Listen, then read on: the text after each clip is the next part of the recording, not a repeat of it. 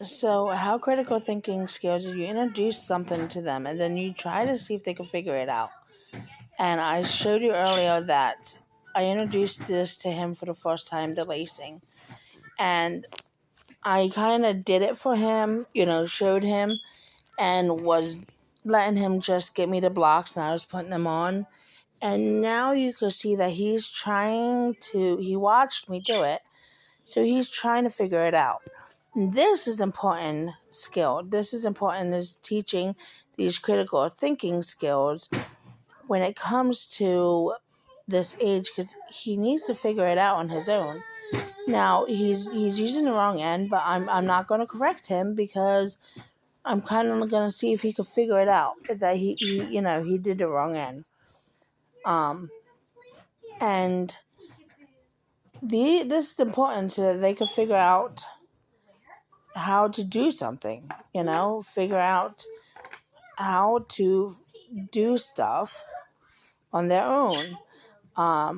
So I wanted to show that because I thought that was really neat that, I stepped back and, this end, here, this end, you do it. So now I gave him the right end and see he's trying to do it. And, that's important is that he's trying to figure it out. And eventually he will get it. But it takes time. And I think that this day and age, we do a lot for our kids instead of letting them figure it out. We just kind of, this is how you do it. But the problem with that is that then they don't learn that process in the brain well. They have to figure things out, which will show in the future. So I think it's very important to kind of show a kid a skill and then, from there let them figure out how to do it.